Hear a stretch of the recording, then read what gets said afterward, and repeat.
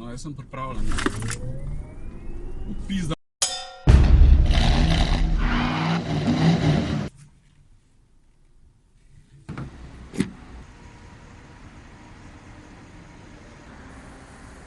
Dobro jutro. Veš, kaj mi je fajn? Da ga priješ na tele Tesline Chargerje oziroma hitre polnilnice, je vse skupaj full simple. Parkiraš, vzameš kabel, preklopiš, tankaš. Nič drugega.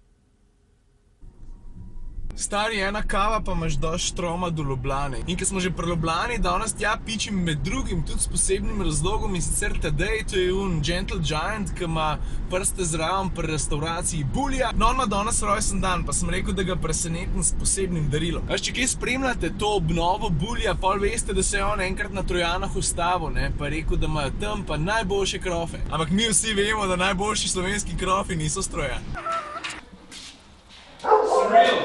Jaz sem slišal, da ima danes en rojsten dan, pa nekaj sem obljubil že nekaj časa nazaj. Stari, spusti. Čakaj, sam tole zapomnim. Ne, naš čak, kar pustam oddelati. So najboljši, stari. To pa res ne. Hvala. To so Miklavške, da vidimo, če je res. Dobri so.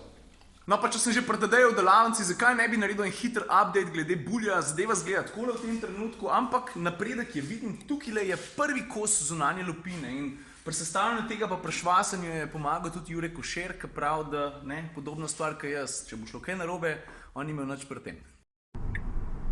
Folk, preden začnemo s sladko-kislimi, se čutim dolžen ga zahvaliti podjetju Autobroker. Da ne kompliciram preveč, to je v bistvu firma z Ljubljane, locirani so na Verovškovi 60A, ki je specializirana za uvoz vozil po naročilu. To pomeni, da ti najdeš avto, ki ti je všeč, kjerkoli pač, ne samo v Sloveniji, oni ti ga pa, če je vse tako, kot treba, zrihtajo. V bistvu pomeni, da so ti sposobni zrihtati avto kjerkoli cenovnega razreda, od kaj pa je Volkswagena A pa do unga Rolls-Royce, ki sem ga včeraj pokazal. Še ena stvar, vem, da niso edini, ampak mislim pa, da so bili prvi, ki so ponudili kalkulator, s katerim si ti pa lahko izračunaš stroške, ki jih boš imel z uvozom avta v Slovenijo. Deluje sicer samo v povezavi z mobile.de, ampak bolj simpel ne more biti. Greš tja, najdeš avto, ki je tebi všeč, skopiraš link, to se pravi URL, greš na spletno stran autobroker.si, tam najdeš ta prav zavihek, spejstaš link, pritisneš gumb, bam! Imaš točno kalkulacijo zneska, koliko bo tebe avto prišel, če hočeš, da se znajde v tvojih rokah.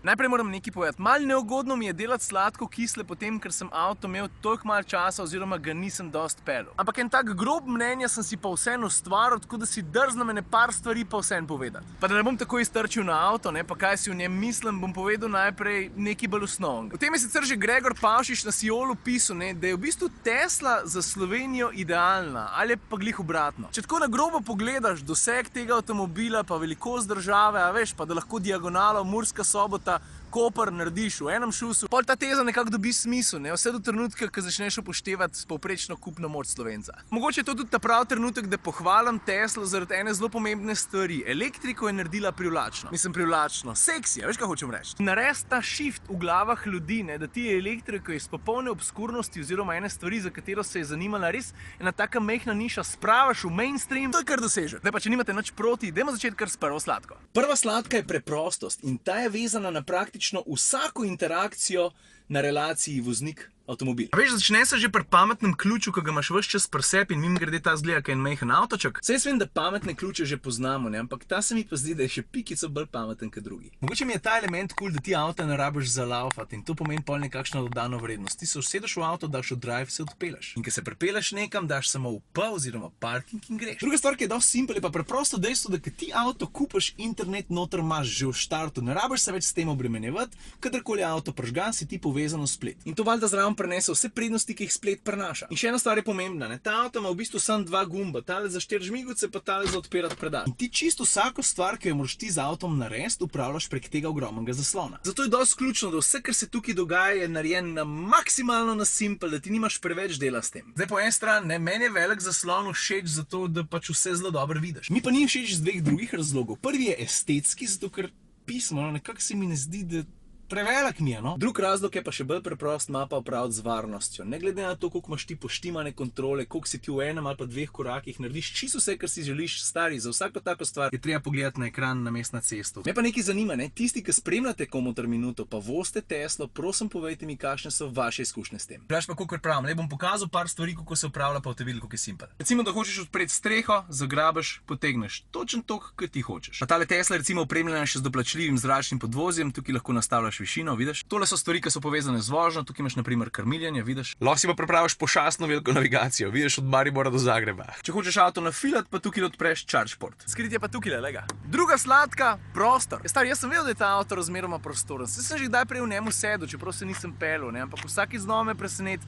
da je tudi 7-sedežnik. Kaj si rekel? Ampak gremo po vrsti. Prostora tukaj spredaj ni neki posebej velik, ampak nimam pa občutka, da bi bil tesnjen. Moram pa odkrito priznati, da sem mal presenečen nad prostornostjo druge vrste. Mislim, se vem, da nisem velik, ne, ampak vsem sem pričakoval malo več utesnjenosti. Ful lepo ven vidim, nad glavo imam dosti prostora, za noge imam več kot dosti prostora. Je pa nekaj res, ne. Udobje tukaj zadaj, bolj slaba. Kar se pa kufra tiče, ja, mislim, daj bo gledaj, no. Kokarkoli obrneš, je ogromen. Pa ker smo že pri 7 zicih, ne.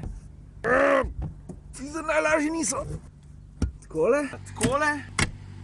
Aha. Voilà, 6 pa 7. Tukaj piše adjust to shoulder height. Za koga? Za palčke? Drugač pa, da se razumemo, ne? Tesla se ne pretvarja, da so to sedeži za odrasle ali pa konec koncev tudi za večje otroke. Tukaj jasno piše, da je to za une ta majhne, za une, ki tehtajo od 15 do 36 kg. Moram pa še eno stvar povedati, ne? Prostora generalno v avtomobilu je velik, ne? Ampak odlagališča, stari. Začetek tukaj v vratih ni predalov. In koliko ti to manjka, v bistvu vidiš šele pol, ki jih ni, drugače jih ne pogrešaš toliko. Mislim, se po eni strani je hecen, zato ker tukaj med sprednjima sedežema je tako ogromno odlagališče. Ampak stari, veš, en velik predal, pa da ni parceliran, te stvari se vozijo naprej pa nazaj, še posebej v Tesli. Mislim, v Tesli se vozijo predvsem nazaj. Veš, jaz imam tukaj uro, ključ od bajte, ključ od Peugeota Travelerja, pa očala, pa služke. In to gre skozi naprej, nazaj, naprej, nazaj. Se vem, da delam krivico, ker boj, da se da kupiti tukaj tudi en tak proper sredinski greben, ne, pa si pa malo bolj zadovoljen. Tretja sladka je pa še mene malo presenetila. Nisem si mislil, da bom to rekel, ampak detajli. Mislim, a veš to, ne? Okusen, pa čist nič kičast. Tudi znotraj se mi zdi kabina, čeprav je zelo tako minimalistična, zelo okusna. Mislim, če odštejem ta glomazen ekran. Pa ful lepo se mi recimo zdi, kako so od znotraj oblikovana vrata. A nas gleda to lepo, no? V bistvu sploh in to je ta avto oblikoval. Veš, zato je med fajn več telefonov, ne? Z enim snemam, z enim pa lahko googlam. V glavnem, ta avto je oblikoval Franz von Holzhausen. Je bil dec včasih pri Volkswagenu. Zdaj tisti, ki Teslo dobro poznate, ste po moje to kar pričakovali, ne? Najbolj fukiš detajl mi je kljuka. Pa ker smo že pri detajlih, ne, tele 21-ke, tale propeller dizajn, mislim, le to kombinacijo, no, ata nam imamo. Naslednja sladka so pa vozne zmogljivosti. Le ta avto tehta krepko nad 2 tone, pa moram reči, da vso to svojo maso zelo dobro skriva. Delni razlog je tudi to, da so baterije praktično v podnu, da sta elektromotorja tudi nameščena nizko, en spredi, en zadaj. Pa avto se nagiba razmeroma malo, pa moram reči, da sem presenečen, da si nisem mislil, da bom to rekel, ampak podvozje je ful dobro poštiman. Del zaslug za to ima tudi zračno vzmetenje, ki je mislim, da pri tem avtu doplačljivo, zato ti lahko avto dvigaš ali pa spuščaš. V bistvu se masa najbolj pozna pri zaviranju. Takrat, ko ti žlajfaš, takrat je pa zelo hitro jasno, da je ta avto zelo težek. Tako da ja, pele se boljš, kot sem jaz mislil, da bo pelala. To priznam, ni odlična, daleč od tega, ampak je pa proper. Kaj zdaj, 3 kisle, prej gremo na zadnjo sladko. Zdaj, jaz se zavedam, da bo prvo kislo verjetno marsikomu težko pojesti. Veš, dizajn tega avtomobila meni ne sede toliko, kakor no ja, večini. Ok, Tesli S priznam 3 stvari. Eno so proporcije. Kad ta avto pogledaš oddaleč, deluje ful skladno. In to po eni strani ni tako lahko narediti. Druga stvar, ki mi je pri obliki všeč, so njeni močni pa visoki boki, zaradi katerih deluje zelo muskulatorno, pa hkrati nevsiljivo. V bistvu je tako prava športna eleganca na 4 kolesih. Tretja stvar, ki mi je pri dizajnu sicer všeč, je pa to, da je takole nadaleč res ful huda. Ko si pa avto pogledam, predvsem takole do spredi, pa z tega kota imam pa feeling, da avto dela tole, lej.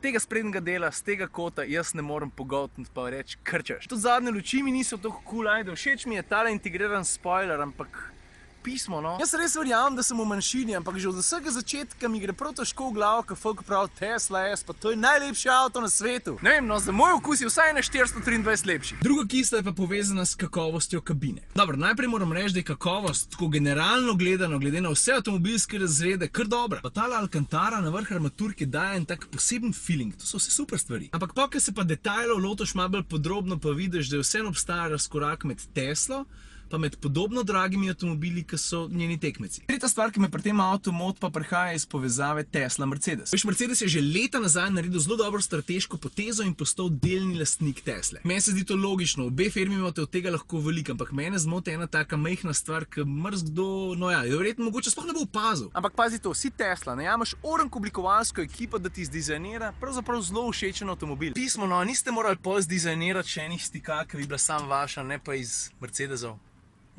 Peta sladka zmogljivosti, a ni čuden. Mislim, kadarkoli ima avto 691 konjev, pa od 0 do 100 pospeši v 3,3 sekunde, to je ena taka stvar za omeniti pa pohvaliti, a? Zdaj jaz bi lahko rekel, da avto lima, brutalno, pa smo zaključili. Pa ni boljš kakšen kader pokazati, da vidiš, kakšne učke ljudje naredijo, ko se to zgodi. No, jaz sem pripravljen. Pizda, malo mi oči vzad pustil. Fuck. In tukaj zmogljivosti ne štejem sam brutalnega pospeševanja, tukaj moramo omeniti tudi doseg. Če si pikico previden, se zlahka prepeleš 300 km, če si malo manj previden, še vedno z lahkoto 250. To pa, če nisi glih vsak dan razpet med Mariborom pa Ljubljano, tako kot jaz, sploh ni tako malo. In to je za danes to. In mislim, da je prav tako. Video je bil že itak predolg. Adijo.